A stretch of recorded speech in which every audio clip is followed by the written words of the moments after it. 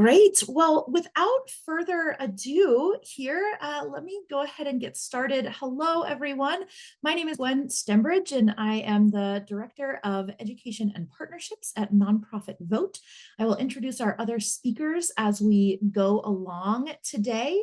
But really glad that you're here. So excited that you're here and showing up and ready to engage, especially in a local elections year. As we like to say here at Nonprofit Vote at National Voter Registration Day, that every year is an election year. There is not an off year.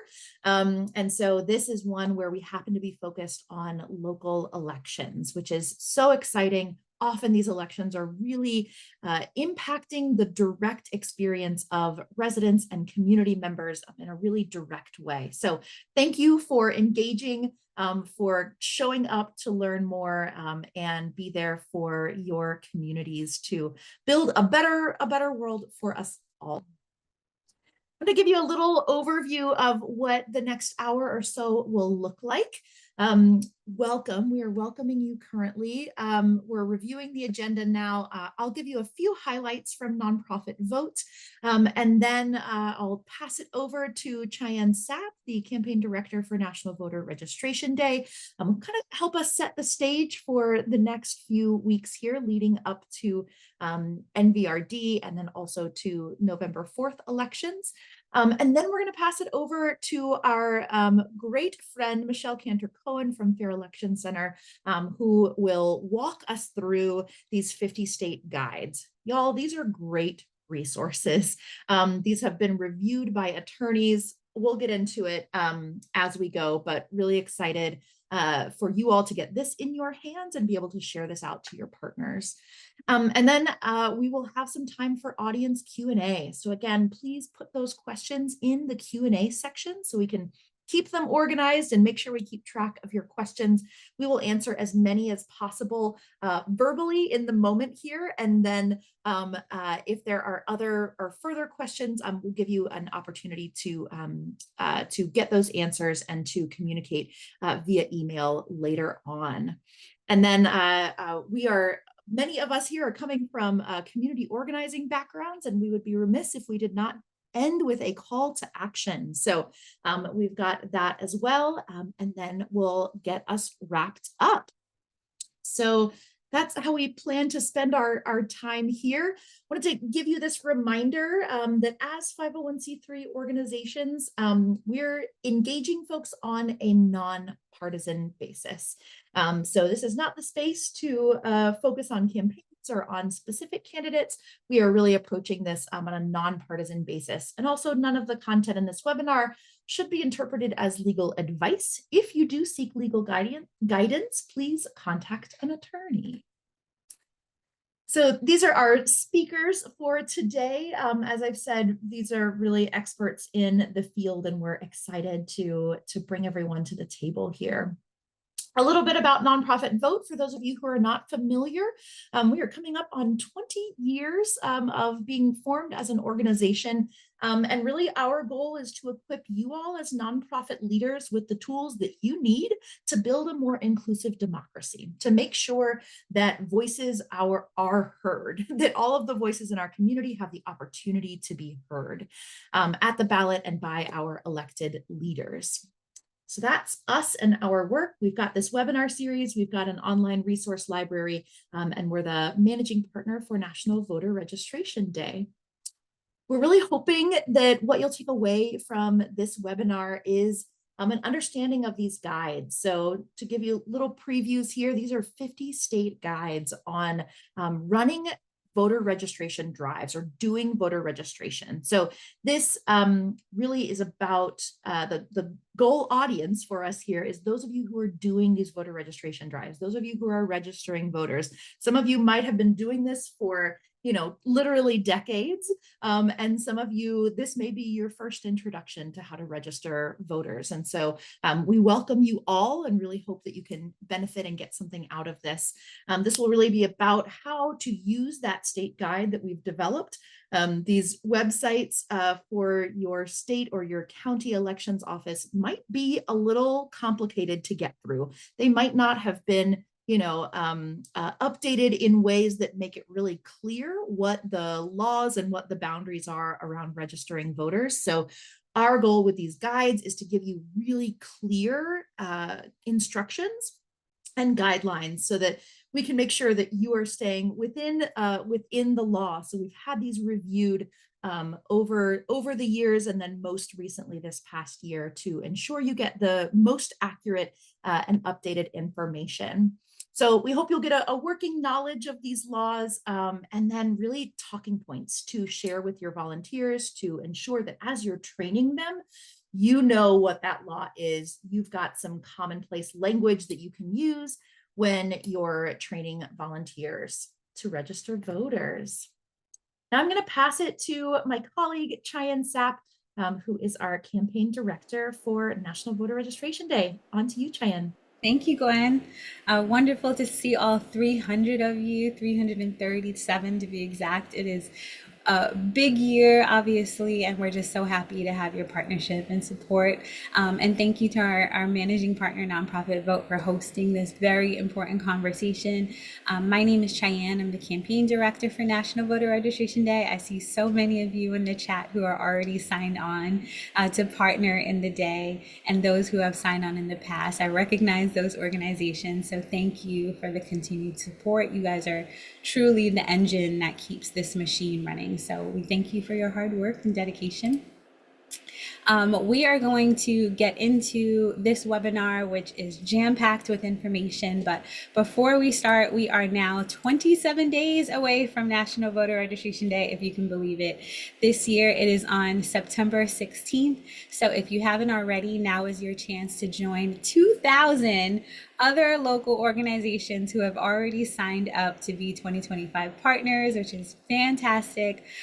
You guys are already receiving your posters and stickers. 1,000 of you have already received them in the mail. They are absolutely free, and we are able to provide those to you at no cost every year. So you will receive the information with this deck, but you can also use this QR code to sign up. The deadline is August 31st, and we would love for you guys to receive these free materials. So please take advantage. Do not miss the deadline. I know many of you have elections happening this year, so you can order your languages and your posters so that you can display them around your community. So do not miss the deadline, August 31st. And thank you to all of you who have already signed up. So let's start by addressing the landscape, which is a very big conversation, but it'll set the stage, right? So we want to kick off this conversation by acknowledging the elephant in the room, the state of things, and to remind ourselves that even in uncertain times, our communities still show up because democracy persists. And fear and confusion are very real. We're all feeling it. Civic stress is very real, but also resilience is real. So despite the new barriers, which we'll talk about in this webinar, despite the disinformation and political polarization, the civic holidays like National Voter Registration Day continue because people still believe in the power of their voice and democracy. It still exists, so we got to fight for it to continue to exist. The best part about National Voter Registration Day and all the civic holidays is that we are inarguably nonpartisan, up and down. So we want to create a welcoming space where all eligible citizens, regardless of party, identity, or background, feel safe to participate, especially this year. And lastly, when you help someone talk about civic engagement, register them to vote, or encourage them to vote early, you're not just checking a box. You're helping them claim their power and decisions that affect their schools, their housing, their safety, and communities, and jobs within their communities. And that work is deeply local. So there's a heightened need, especially this year, to protect your community. And we know that these local and state elections will directly impact the daily lives of you and your community. So what it all comes down to is, one, knowing your community, knowing your stuff too, and using your tools. So when we think about knowing your community, you are the trusted local organization. So having a deep understanding of the community that you serve, what their needs are, who they are, how their needs have changed from last year, it helps you be confident in your communication and also hold on to their trust. Knowing your stuff. So this is all about being educated, which is why you guys are here today. So thank you for the dedication to this work and to having the most up-to-date resources. Voting rules that you'll hear will change from year to year. Voting legislation is constantly shifting. So make sure you are well versed in voting legislation in your state and city before you start planning your drive. If you've already planned your drive, that's totally fine, but back up and take this information that you'll get from today's webinar to make sure that you apply it appropriately. And then lastly, use your tools. So the tools have already been created for you, which we'll talk about. We have comms tools, we have a social media toolkit, no need to reinvent the wheel. You also have the census so that you can have a deep understanding of community. And that's really important, again, to understand who they are and how the community has changed over the past year. We have many, many resources available to you. I'm talking webinars, webinars, webinars, webinars. So Gwen and I both do our webinars every single month. Many of you have joined and have seen and taken in some of this information. We have tons of webinars across our YouTube and our website. So again, you do not have to reinvent the wheel. The information is there for you. So check out our websites. And here are a few key resources just to get you started. Again, already there. So some of you have already accessed our COM strategy guide, which helps you develop your messaging. We have our field organizer toolkit, which is going to help you actually run your voter registration drive out in the field. So pulling you together your resources, your tools, your volunteers, it's all in there. You have a social media toolkit that is available now on our website. So check that out so that you can get some social messaging. And then lastly, you have the state guides, which you're going to hear about in just a few moments from Michelle and the Fair Election Center, so that you'll have all the information on your state's voting legislation. So with that, I will pass it back to Gwen to introduce Fair Election Center. Thanks so much, Cheyenne. This is all just, we're going to inundate you with information today and then give you a chance to kind of digest that as you go. But just there's so much information here. Please do not feel like you are alone or that you need to create something new or reinvent the wheel. If that's not within your capacity, we've got all kinds of tools that can help you get there. And if we don't have that tool, reach out and it might be something that we can create as well. So fantastic. So we have Nonprofit Vote have been partners with Fair Election Center for, I can't even tell you how many years, but for quite a while. And we're so grateful for their partnership. At least the past few years, we have done these 50 state guides and what a wonderful resource they are. And Michelle in particular, kind of taking the lead, taking her attorney expertise, her legal expertise, along with her team to make these a reality. So please do use these. And if you have questions or you run into other issues, please do reach out. We have been making updates as they happen because state legislatures have been making changes right as we go. And so yeah, happy to keep these updated and moving along. But I will now, without further ado, pass on to Michelle Cantor-Cohen with Fair Election Center. Take it away, Michelle. Thank you. And thank you so much for having me here. The partnership that we have is just, it's always great to work with you all, with NVRD and Nonprofit Vote, and make sure that people have the information they need to really be community leaders in voter registration space. So I'd like to tell you a little bit about Fair Election Center first. Fair Election Center is a nonpartisan organization, 501c3, and we are dedicated to safeguarding the future of our democracy through innovative efforts. We're focused on voting rights and civic engagement. And we have a lot of tools. We have 3 different projects within Fair Election Center. Our Voting Rights Project, which is where I, as the policy director, do my work primarily, and our Campus Vote Project and work elections as well. And so we use advocacy, litigation, organizing, education, and technology to protect and expand the right to vote. And we understand the particular impact on disenfranchised, underrepresented, and marginalized communities through our work. our partnerships with hundreds of campuses across the country. It enables us to empower millions of young new voters to participate in our democracy, and that's primarily through our Campus Vote project. And our litigation and advocacy efforts are across many states, allowing us to anticipate and counteract threats to free and fair elections that are really so present right now. Um, and through our Work Elections project, we use technology to support election administration nationally. And our website is up on the slide there.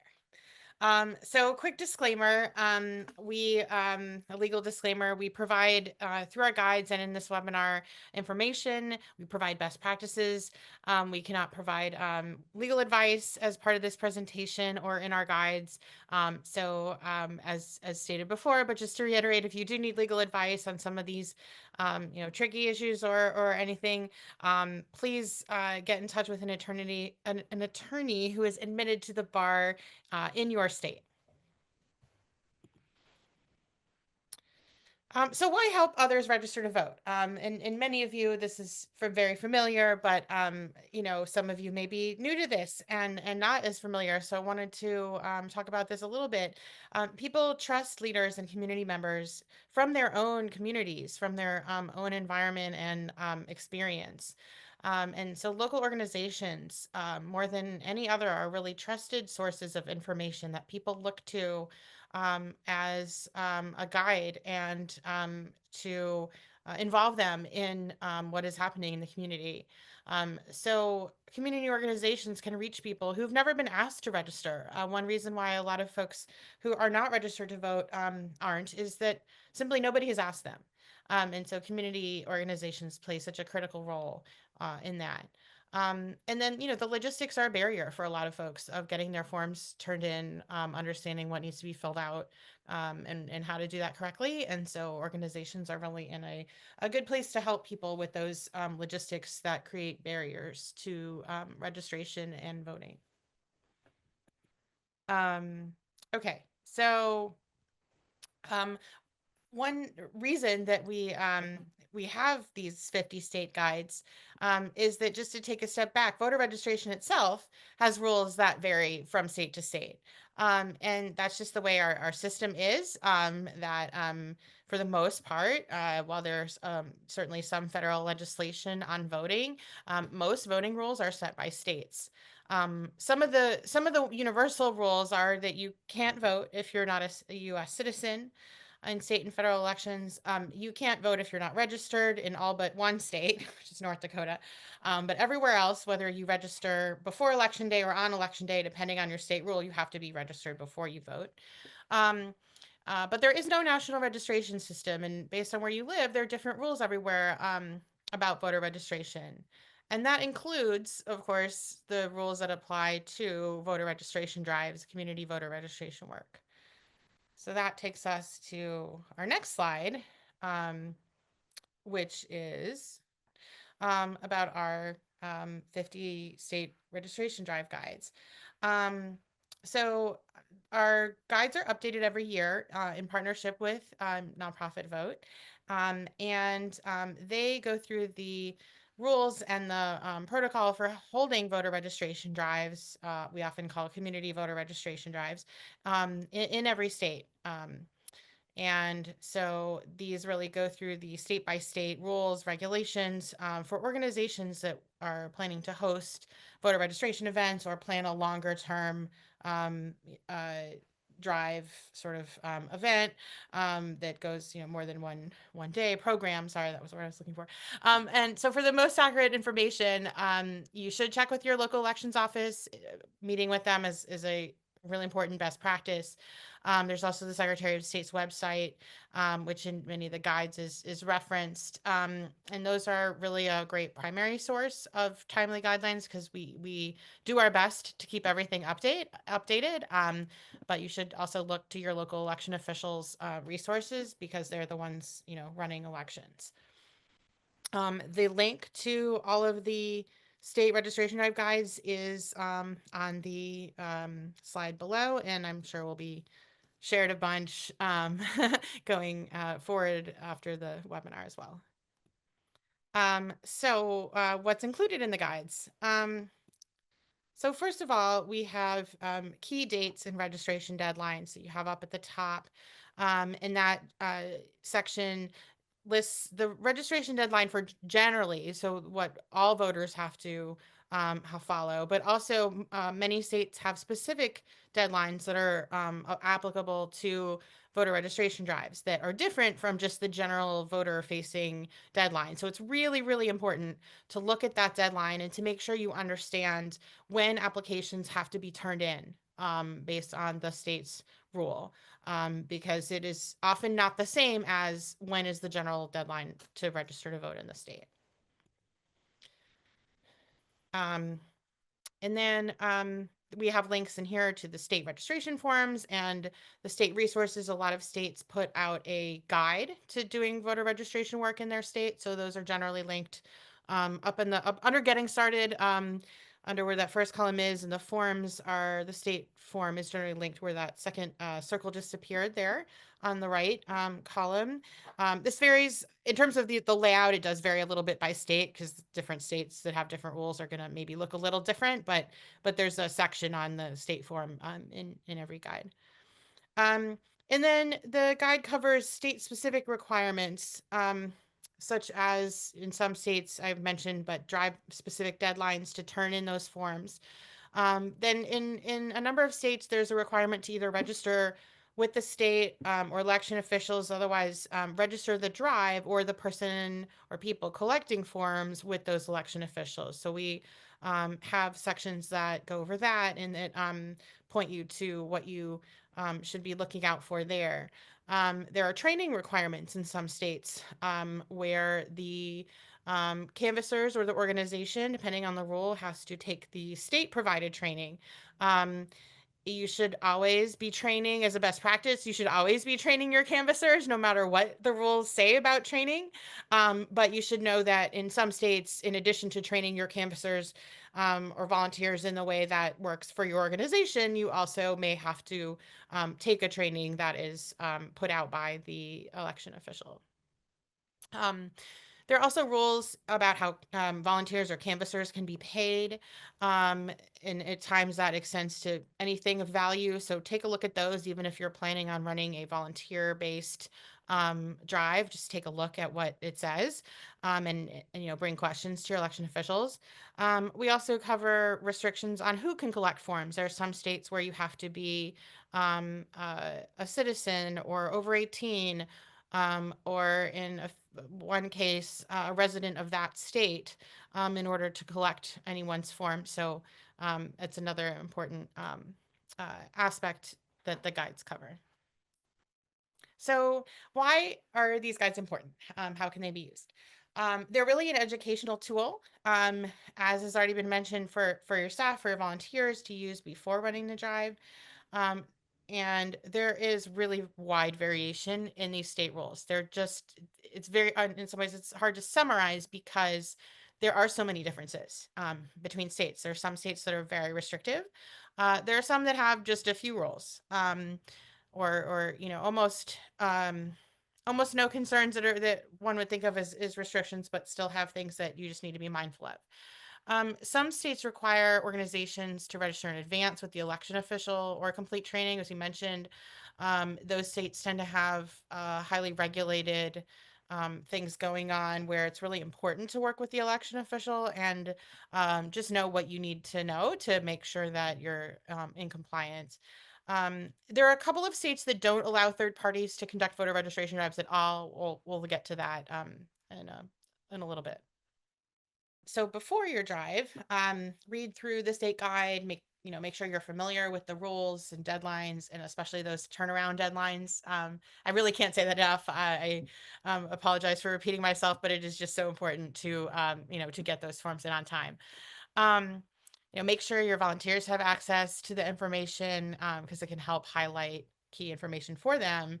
You could even give them printed copies to keep handy so they're aware of that. If you are collecting printed forms, follow the directions closely on how to submit them. Some states will request a summary sheet or other other things about how you actually submit them that might vary a bit. Um, and then, of course, again, planning around deadlines is really important to allow enough time for you to process forms and turn them in. So, generally, a best practice would be to not collect forms right up until that deadline, because you need time to really process them and get them in on time. This is an example. And we really, as a best practice, recommend that you set up a meeting with election officials so everyone's on the same page with the expectations and the understanding of the rules. So we're going to talk a little bit about the different types of state rules, kind of suggested there's sort of different tiers, if you will, different levels. There are some states, and we'll talk a little bit about a number of these states specifically in a few minutes. There are states that have a lot of rules and restrictions, where there's just a lot to navigate. Georgia, Florida, New Mexico, Texas, for example, fall into those categories. There are states that have what I would consider to be more moderate sets of rules related to receiving the forms, how you can pay people, the time needed to turn applications in. And states like California, Virginia, and Maryland fall kind of more into that category. Um, and then there's states with really few or not many rules at all on the books related to community registration specifically. So maybe a rule around how you can pay people, or a rule that says that you can't fill in information before you give it to somebody, the form to someone. And so I would put Michigan, Minnesota, and Pennsylvania in a category more like that, among others.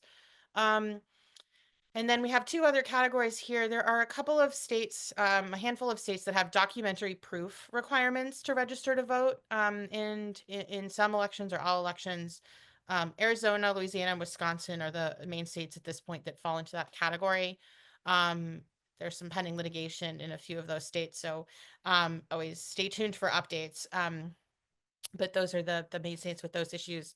And then there are just two states that New Hampshire and Wyoming, where they do not allow third-party organizations to help voters register by collecting and turning in their forms.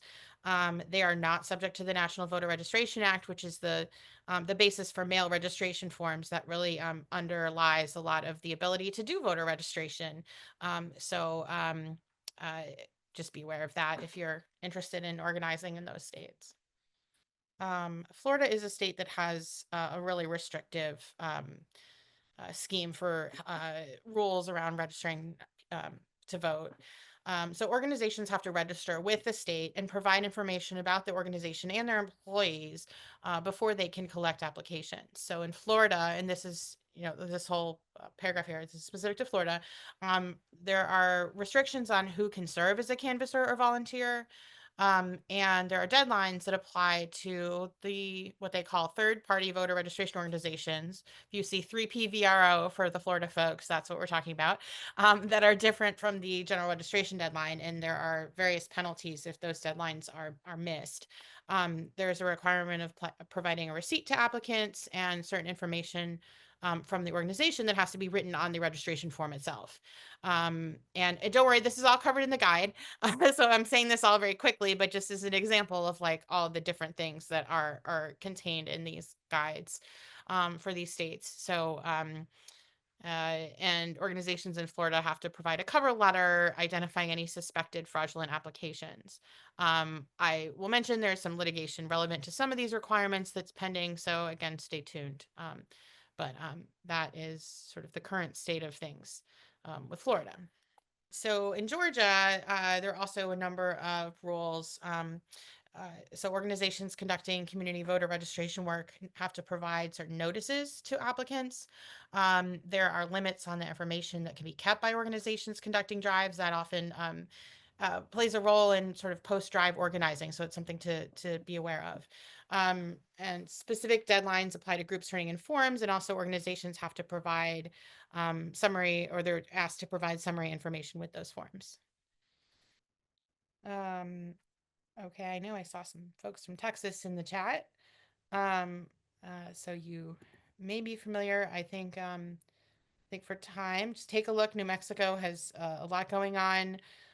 with the turnaround time to submit forms and their registration requirements, which really require every registration agent to be named by the state or with the state before they can help collect forms and turn them in.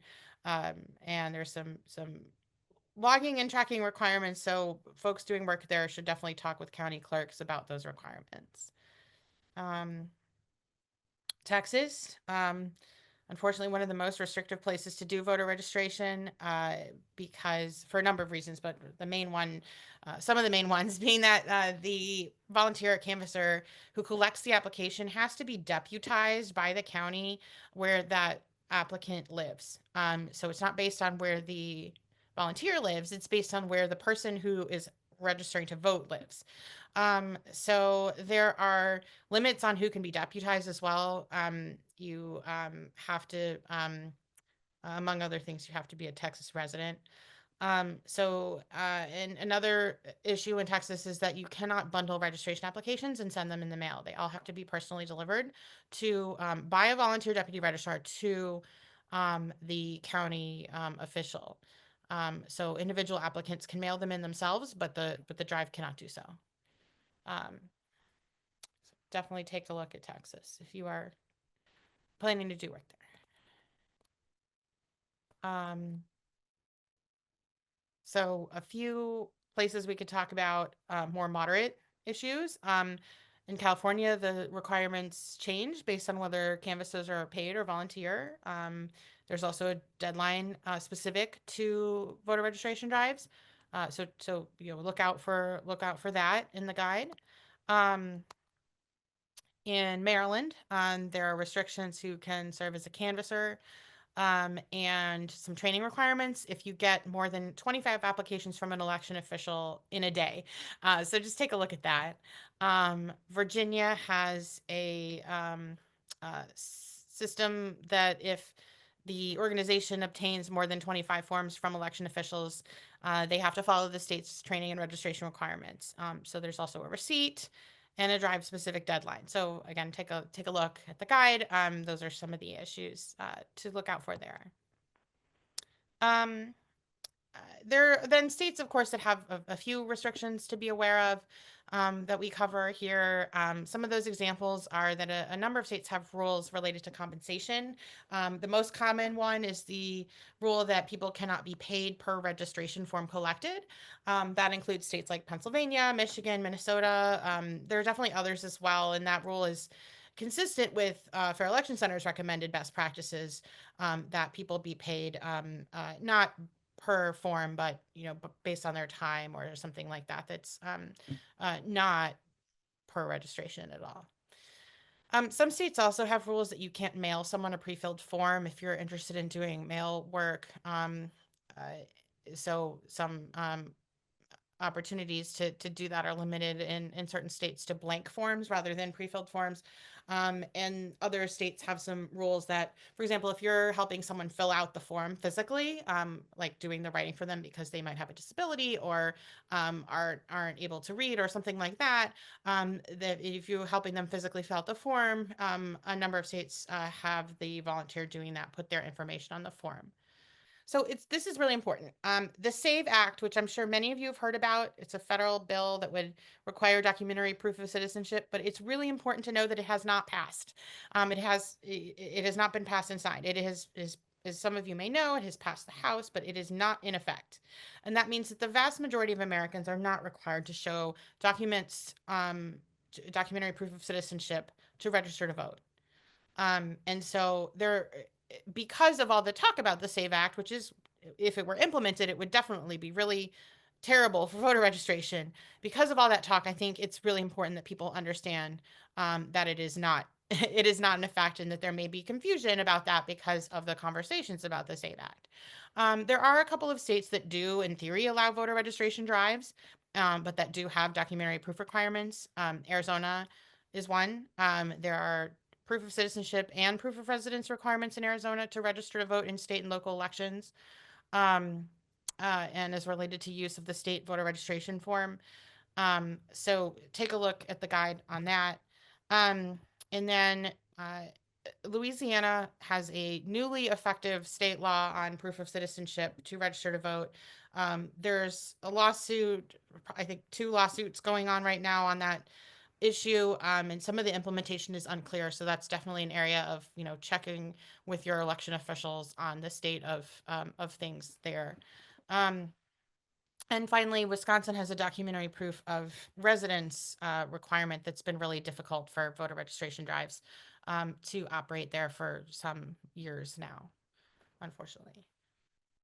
And then I think we mentioned before, there are two states, which are New Hampshire and um, Wyoming, that do not allow third-party registration. So our guides for those states are really focusing on the individual voter's experience of how to register to vote as a voter in those states. If you are, again, interested in organizing those states, take a look at that for more information about the requirements to register to vote there. And there are documentary proof requirements currently in both states. Okay, and I think that brings us to our Q&A. So thank you for bearing with me on all of that really detailed information.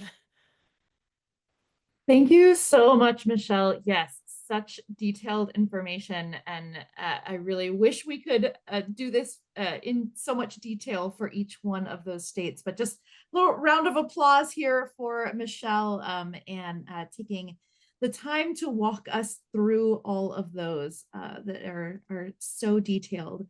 So we've got a few questions from the Q&A section here, and I want to uplift a few of them. I'm going to try to combine a few that are relevant here. I'm going to start out with, so these are kind of to Michelle and or Cheyenne, but some basic questions. Someone asked, is the federal voter registration form accepted in all 50 states?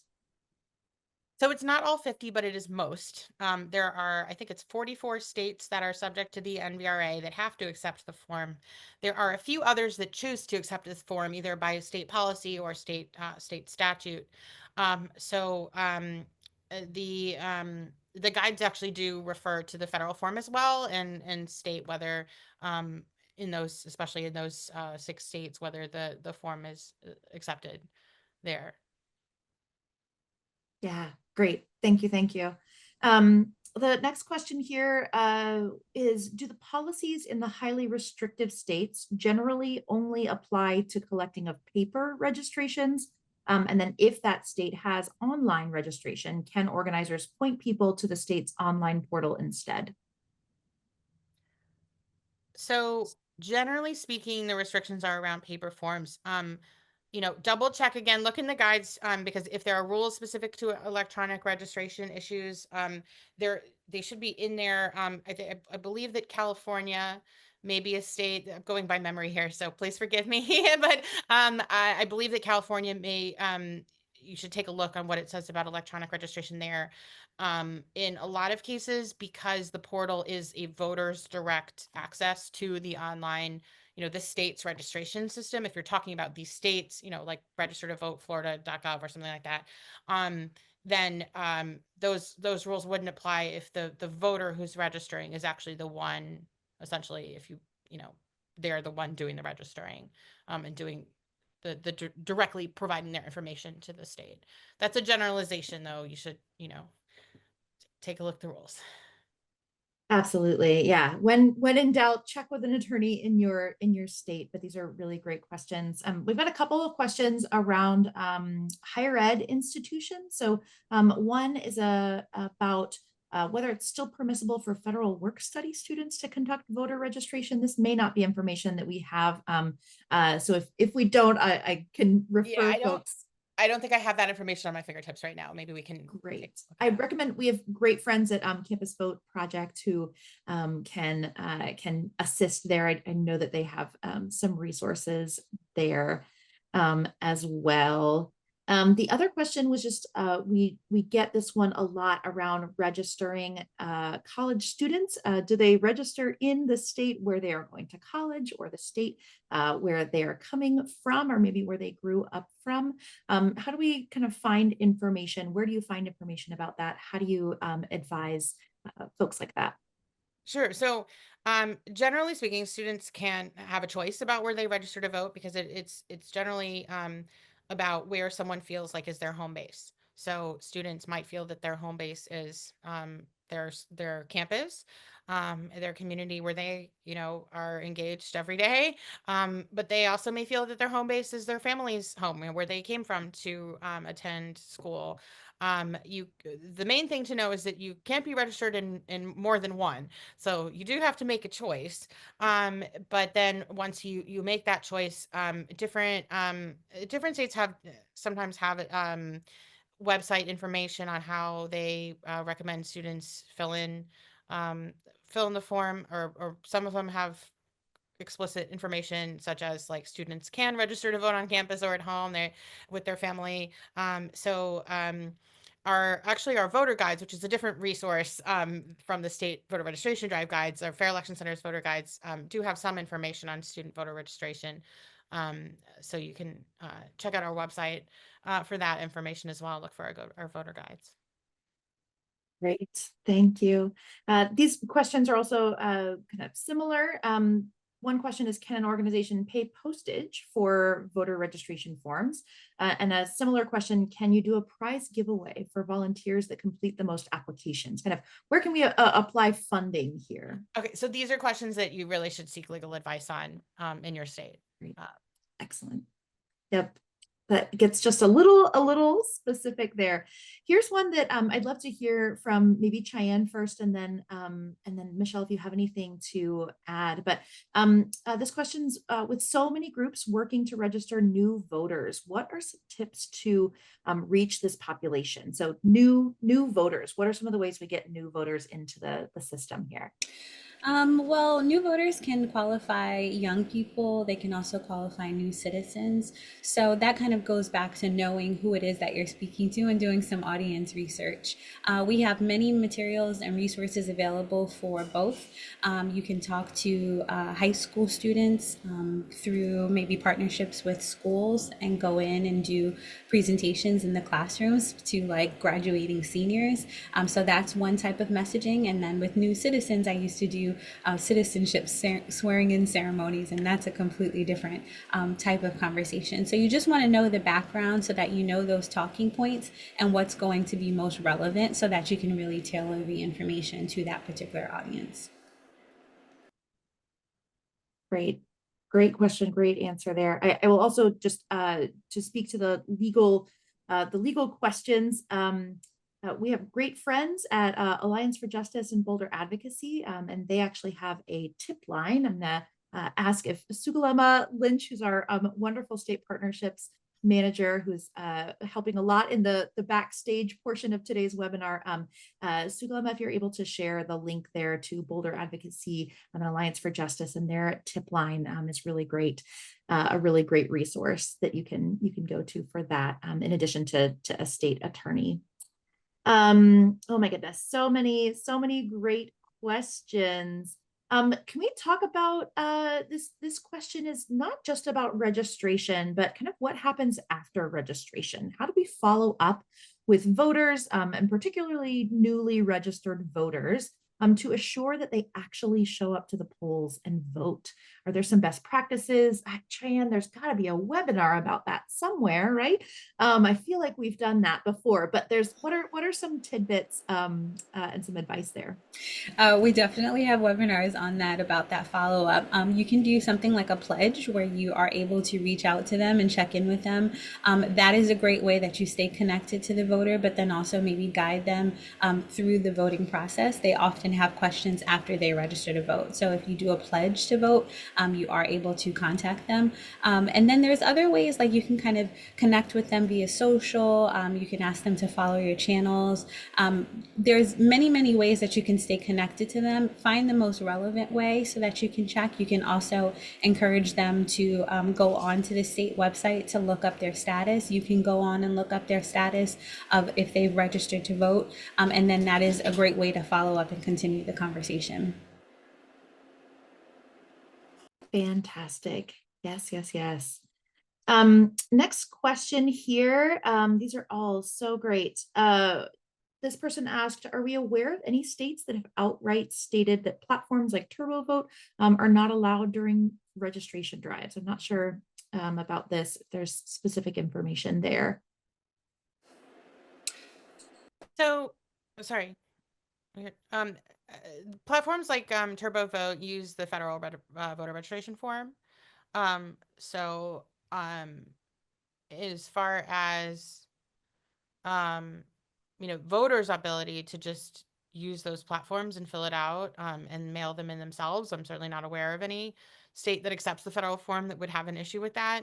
I think in a place like Texas, where you can't bundle a bunch of forms together and mail them in, that's an issue where at least some folks would be concerned um, about using them as part of a drive specifically. But the main thing to know about those platforms is that um, people who don't have driver's license, who are not kind of pushed into the online voter registration system for their state, are going to have to print out their forms and sign them and mail them in. As far as actually in a voter registration drive context, that can be really difficult because printers are big and annoying and um, not great for like standing at a grocery store. So it depends, the nature of your voter registration event, of course, but for the most part, a lot of folks are going to need a little bit more help in the process to get the form turned in. Absolutely. This next question really just segues into this. Someone shared, we conducted a voter registration drive last year, and some folks on my team were very nervous about volunteers collecting the forms and then turning them in. We know that there's often a pretty quick turnaround time, sometimes just within just a few days, if not a week. This person said, so we ended up only providing those registration forms. They're from Ohio. Can we share any guidance or reassurances? Any tips around that from either of you? I would say training is a big one. Training volunteers around those issues, and I know a lot of groups find that a good supervision and a good quality control process is really important. Um, I would just Absolutely. add to that. There was a question that came in the chat from Deborah. She said, do you recommend giving the one-page state guide to the volunteers helping at the drive? Yes. So that answers both questions. If you are able to print it out and have it handy, ask them to review it in advance, highlight specifically what it is that they should know, that you review and you deem very important for them to know. But it's really helpful to send them the digital version, ask them to download it, have it on their phones, but then also if they can print it or you can print a few copies just to keep handy. It's a really great guide for you to just kind of reference very quickly as questions come up in the field. And it'll also give confidence to the volunteers to be able to answer these questions and know what it is that they can and cannot do. Absolutely. And I would add my 2 cents here from my organizing experience and just say that that can be someone's job, right? Someone's job is collecting all of those, making sure that they are getting to the Board of Elections, right? Ensure, like, deputize someone, right, with that task, and to ensure that they get there, and that is their job, is one way to do that. Some key volunteers, I know I've had conversations with friends and family members, even my wife, who are not really into talking to voters, right? But they support the cause and are, want to contribute in some way. And so we often talk at Nonprofit Vote about movement ecology, and that it takes all kinds, all hands, right? To be a part of this, we need folks that are, feeding volunteers. We need folks that are talking to voters. We need folks that are, collecting statistics. All of that, all of those roles are really important. So yeah, deputizing folks and asking them to do that, to step up and lead, is really key. Someone asked, this should be an easy one to you, Cheyenne. Where can they find digital flyers to personalize for their local high schools? Great question. We have for National Voter Registration Day, we have many flyers that you can customize using Canva. We've done the design for you. You can add your logo to it as long as you are staying nonpartisan to promote. You can feel free to use those flyers. So you can go to our website, nationalvoterregistrationday.org, partner resources, and you can also email us at info@nationalvoterregistrationday.org, and we'll get that over to you. Fantastic. Thank you so much. There are so many wonderful questions in the chat here, and we are glad we were able to get to a fair amount of them, but I also want to be respectful of everyone's time. We will do our best to answer some of these and make sure that they're included in the follow-up email that will come to you with the recording and the PowerPoint and all of that. But for now, I'm going to send you off with your action step, which is to take the nonprofit vote pledge. This is an opportunity to join our network of nonprofits doing voter engagement work. This gives you links to all of these resources, information about when these webinars are happening, links to resources on our website, and that our partners have as well. So please do that. We'll share the link in the chat. Want to give just a special thank you to Michelle Cantor-Cohen from the Fair Elections Center, such a champ in answering all of these questions. If you do have follow-up questions, please visit their website to get more information. The 50 state guides will be on the Fair Elections Center website. They will be on the National Voter Registration Day website and on our nonprofit vote website. So please do share these out. If there's an organization that you partner with that does voter registration and you think they might not quite be aware of all of this, please share this resource out. You can forward those emails. You can forward along the email that you'll get after this. This is all free of charge to all of you. So please do get this information out there. And best of luck in doing all of that voter registration this fall, especially in a local elections year. Get those stickers and register our communities and get them voting so we can build power and create a more inclusive democracy. Thank you all so much and have a wonderful rest of your day. We'll see you at the next webinar.